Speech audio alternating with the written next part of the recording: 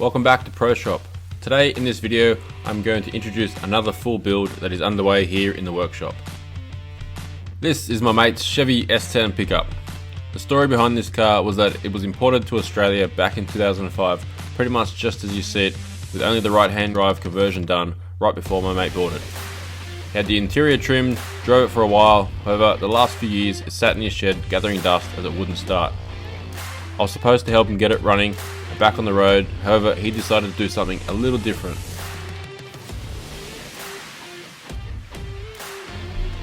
We're going to rip out the old 350 and replace it with a brand new blown LS, upgrade the gearbox to a 4L80, fit upgraded and airbag suspension all round, and basically go over the whole thing and neaten it up.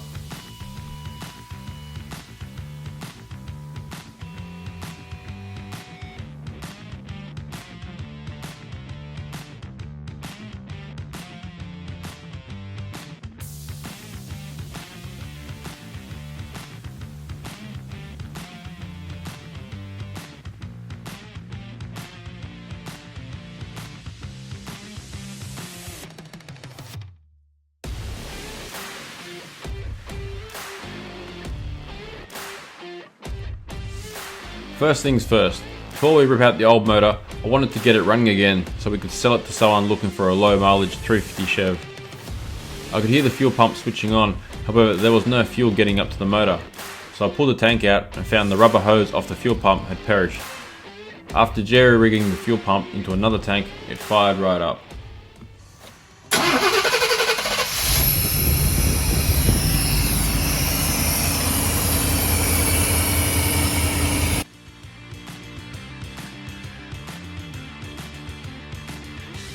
I pulled the motor and gearbox out and then unbolted the whole front end.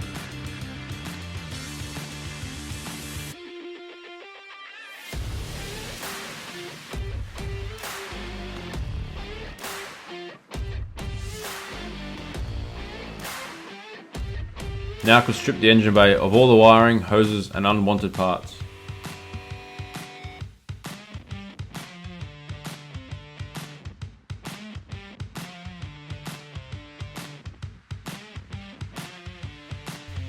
Then I unbolted and lifted the tray off the chassis.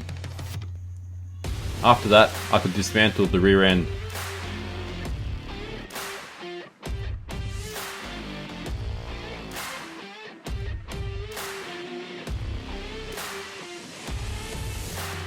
The front suspension was next, and then I could slide the chassis out from under the cab.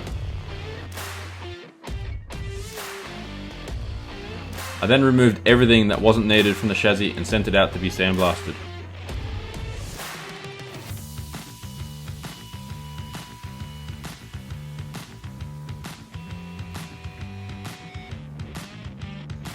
While the chassis was out, a bunch of new parts arrived from the US.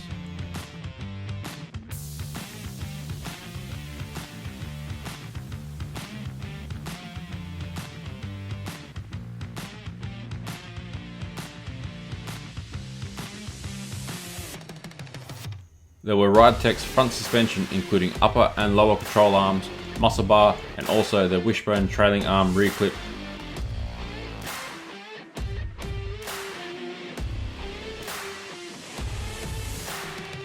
Shockwave airbags all round and an AccuAir self-leveling air suspension kit to bring it all together.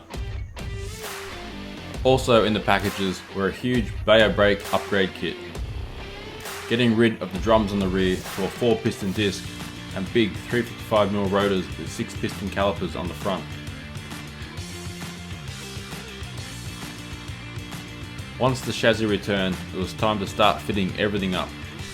This was only going to be a dry fit of all the parts, just to test fitment before I finish the chassis and send it out to be powder coated.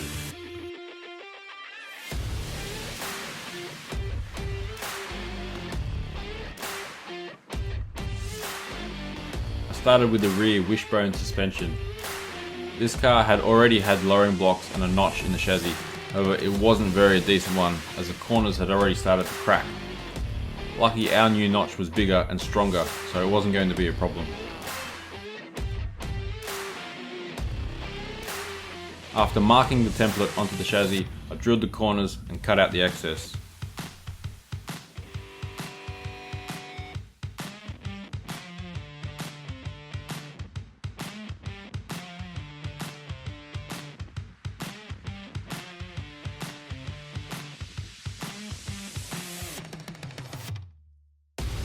the new notch slips straight over the old chassis, and after drilling the holes, I could bolt on the notch.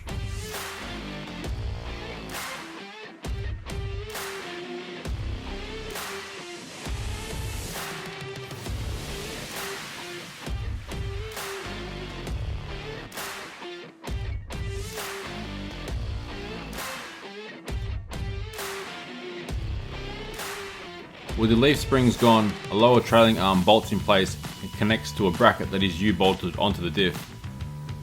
This is probably my biggest point of concern. The motor will be having some decent horsepower, and I'm leaning towards welding this bracket to the diff and not relying on the U-bolts to hold it in place.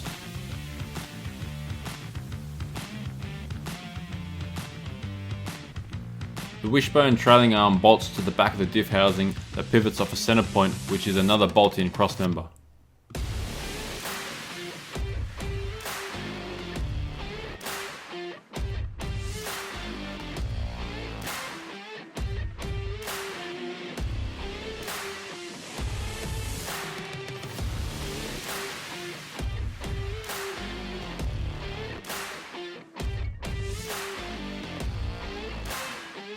Now is a good time to mention this bolting clip and why we went with it. I would prefer to build a completely new one-piece notch and graft it into the original chassis. This, however, would mean that we need to modify the tray bed and wheel tops. This RideTech bolt-in rear clip gives us the lowest drop to the truck with the least amount of modifying. Only one of the tray cross supports need to be removed for the rear clip to clear. The front suspension was next, and it was extremely simple. All the replacement parts fitted perfectly and just fell into place, with the only fab work being drilling the shock mount before it bolted on.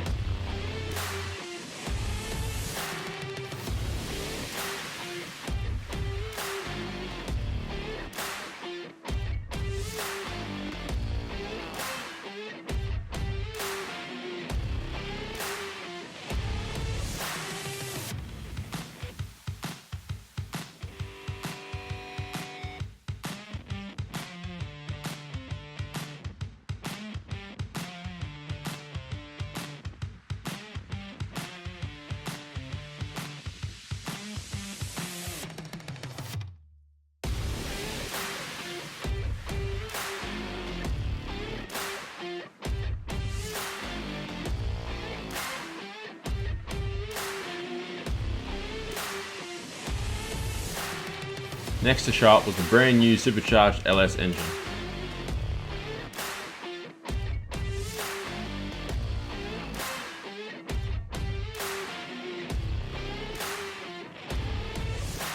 After bolting the empty 480 gearbox to the back of it, I could fit them onto the chassis on the new engine mount and crossmember. Now I could refit the cab and tray and check for any clearance issues.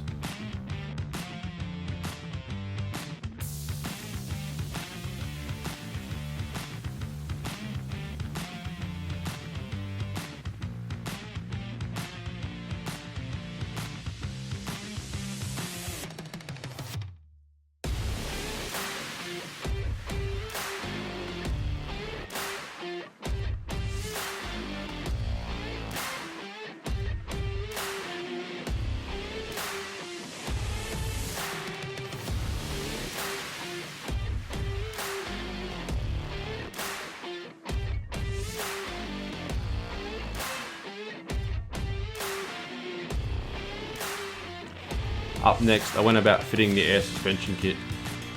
I designed a cradle to bolt in behind the diff that would hold the air tank, fuel cell and 2 air compressors. I first unpicked and removed the rearmost crossmember, plus the rear leaf spring hangers as they weren't needed and in the way.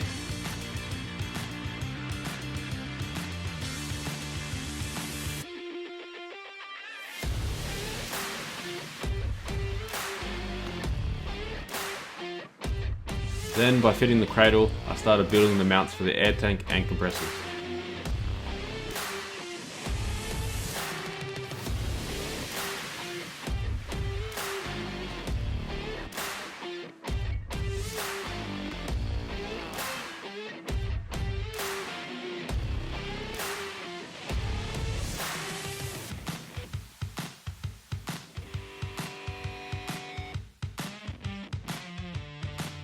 Now that everything was tacked in place, I could remove it and finish welding it.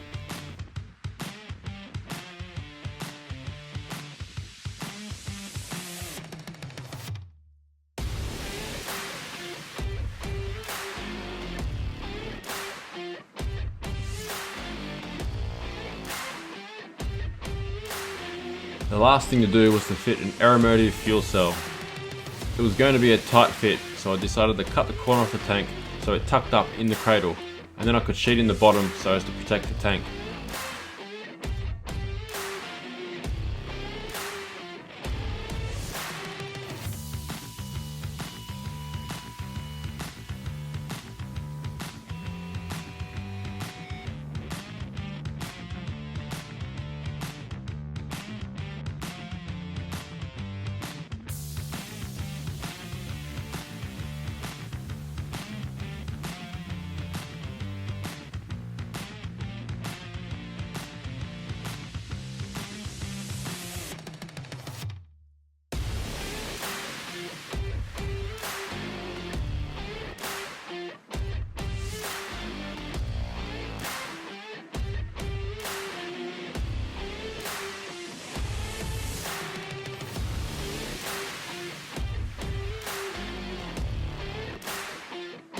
I also added a filler neck on the side of the fuel cell because we were going to move the fuel filler to the inside of the tray.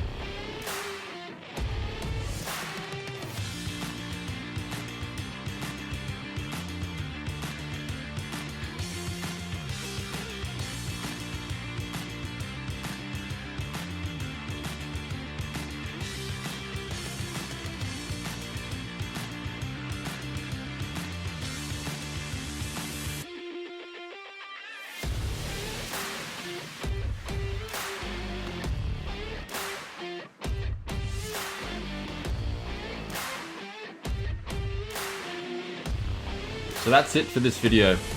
In the next one, more parts will be arriving for the US, like the accessories for the motor, steering rack and more. If you haven't already, please subscribe, like, share and hit the notification bell so you know when the next video is out. And as always, thanks for watching.